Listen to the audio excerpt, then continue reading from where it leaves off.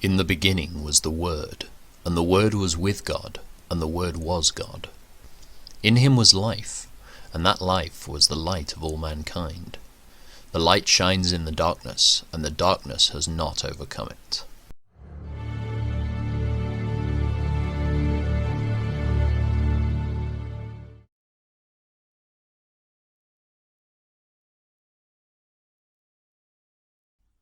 Now all the kings west of the Jordan River heard about what had happened. These were the kings of the Hittites, Amorites, Canaanites, Perizzites, Hivites, and Jebusites, who lived in the hill country, in the western foothills and along the coast of the Mediterranean Sea, as far north as the Lebanon mountains.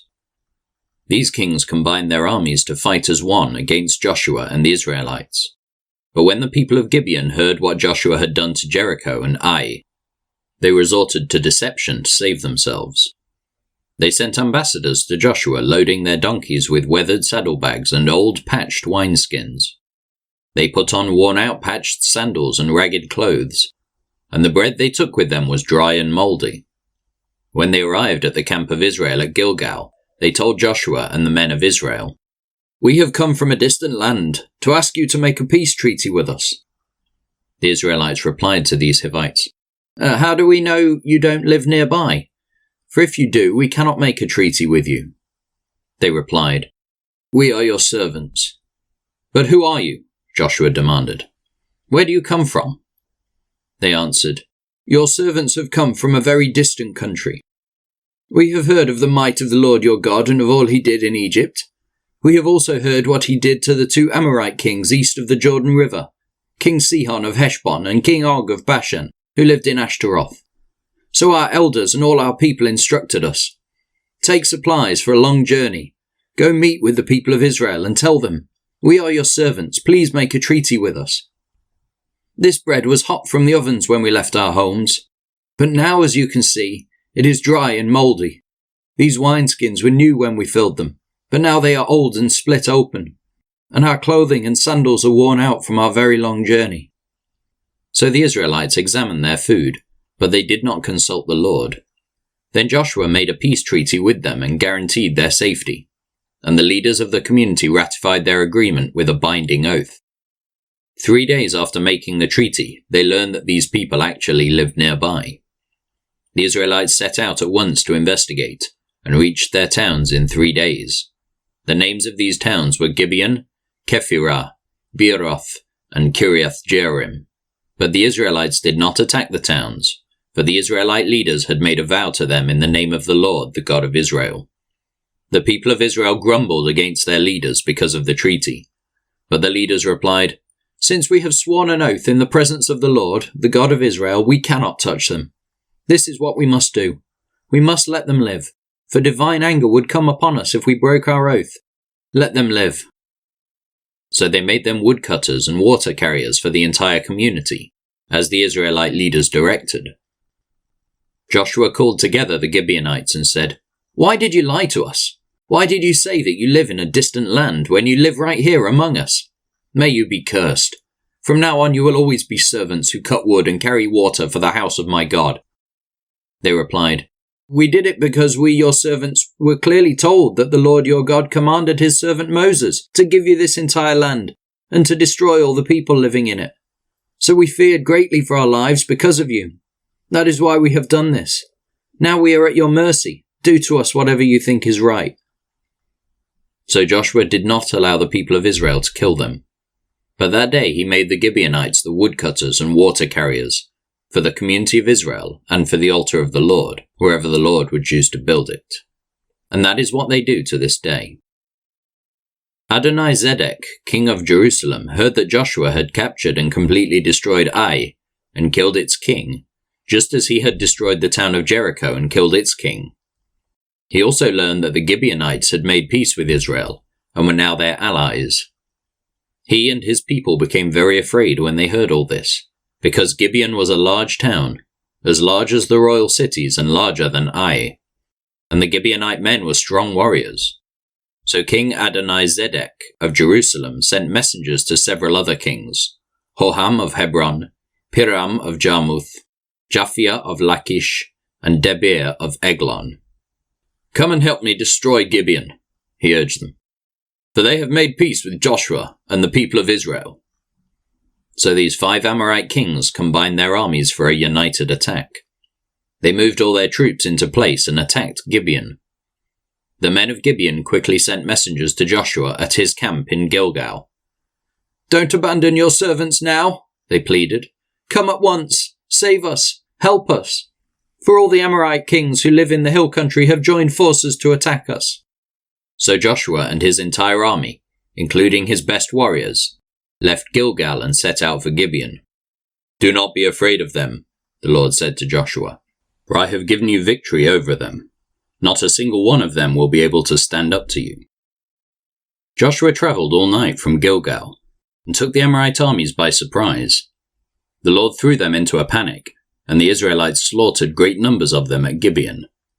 Then the Israelites chased the enemy along the road to Beth-horon, killing them all along the way to Azekah and Makkedah. As the Amorites retreated down the road from Beth-horon, the Lord destroyed them with a terrible hailstorm from heaven that continued until they reached Azekah. The hail killed more of the enemy than the Israelites killed with the sword. On the day when the Lord gave the Israelites victory over the Amorites, Joshua prayed to the Lord in front of all the people of Israel. He said, "Let the sun stand still over Gibeon, and the moon over the valley of Aijalon." So the sun stood still and the moon stayed in place until the nation of Israel had defeated its enemies. Is this event not recorded in the book of Jashar? The sun stayed in the middle of the sky and it did not set as on a normal day. There has never been a day like this one before or since, when the Lord answered such a prayer. Surely the Lord fought for Israel that day. Then Joshua and the Israelite army returned to their camp at Gilgal. During the battle, the 5 kings escaped and hid in a cave at Makkedah. When Joshua heard that they had been found, he issued this command: "Cover the opening of the cave with large rocks and place guards at the entrance to keep the kings inside. The rest of you continue chasing the enemy and cut them down from the rear. Don't give them a chance to get back to their towns, for the Lord your God has given you victory over them." So Joshua and the Israelite army continued the slaughter and completely crushed the enemy. They totally wiped out the 5 armies, except for a tiny remnant that managed to reach their fortified towns. Then the Israelites returned safely to Joshua in the camp at Makkedah. After that, no one dared to speak even a word against Israel. Then Joshua said, "Remove the rocks covering the opening of the cave and bring the 5 kings to me." So they brought the 5 kings out of the cave, the kings of Jerusalem, Hebron, Jarmuth, Lachish, and Eglon. When they brought them out, Joshua told the commanders of his army, "Come and put your feet on the kings' necks." And they did as they were told.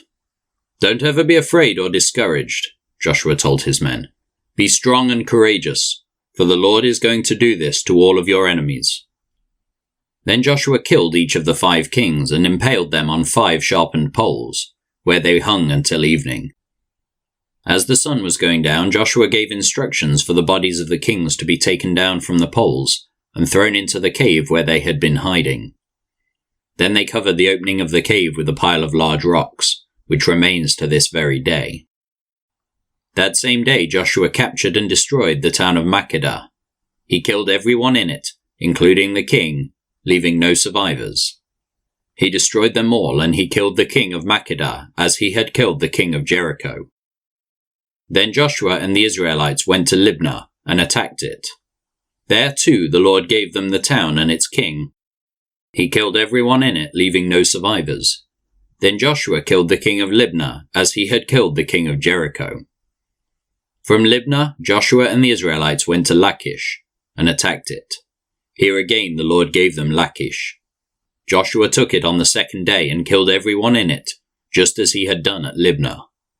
During the attack on Lachish, King Horam of Gezer arrived with his army to help defend the town.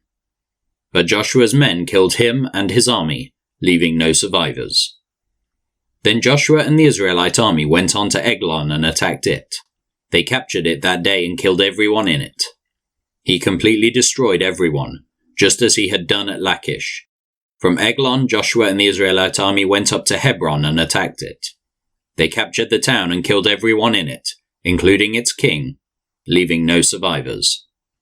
They did the same thing to all of its surrounding villages, and just as he had done at Eglon, he completely destroyed the entire population. Then Joshua and the Israelites turned back and attacked Gibeon. He captured the town, its king, and all of its surrounding villages. He completely destroyed everyone in it, leaving no survivors. He did to Gibeon and its king just what he had done to Hebron and to Libnah and its king. So Joshua conquered the whole region, the kings and people of the hill country, the Negev, the western foothills, and the mountain slopes. He completely destroyed everyone in the land, leaving no survivors, just as the Lord, the God of Israel, had commanded. Joshua slaughtered them from Kadesh Barnea to Gaza, and from the region around the town of Goshen up to Gibeon. Joshua conquered all these kings and their land in a single campaign, for the Lord, the God of Israel, was fighting for his people.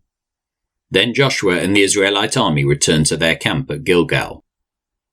When King Gibeon of Hazor heard what had happened, he sent messengers to the following kings: King Jobab of Madon, the king of Shimron, the king of Akshaph, all the kings of the northern hill country, the kings in the Jordan Valley south of Galilee, the kings in the Galilean foothills, the kings of Naphoth Dor on the west, the kings of Canaan, both east and west, the kings of the Amorites, the Hittites, the Perizzites, the Jebusites in the hill country, and the Hivites in the towns on the slopes of Mount Hermon in the land of Mizpah.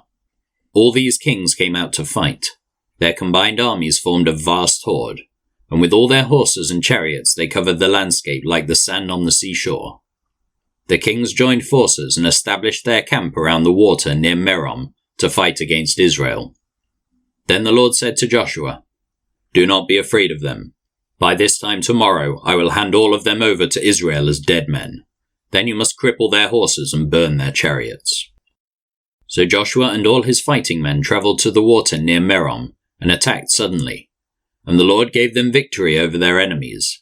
The Israelites chased them as far as Greater Sidon and Misrephoth Maim, and eastward into the valley of Mizpah, until not one enemy warrior was left alive.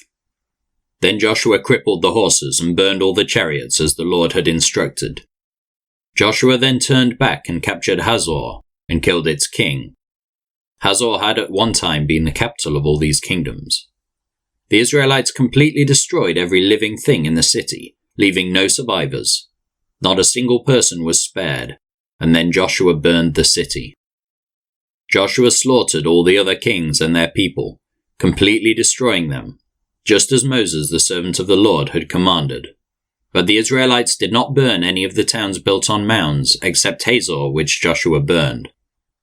But the Israelites did not burn any of the towns built on mounds, except Hazor, which Joshua burned. And the Israelites took all the plunder and livestock of the ravaged towns for themselves. But they killed all the people, leaving no survivors. As the Lord had commanded his servant Moses, so Moses commanded Joshua, and Joshua did as he was told, carefully obeying all the commands that the Lord had given to Moses. So Joshua conquered the entire region, the hill country, the entire Negev, the whole area around the town of Goshen, the western foothills, the Jordan Valley, the mountains of Israel, and the Galilean foothills. The Israelite territory now extended all the way from Mount Halak, which leads up to Seir in the south, as far north as Baal Gad at the foot of Mount Hermon, in the valley of Lebanon. Joshua killed all the kings of those territories, waging war for a long time to accomplish this.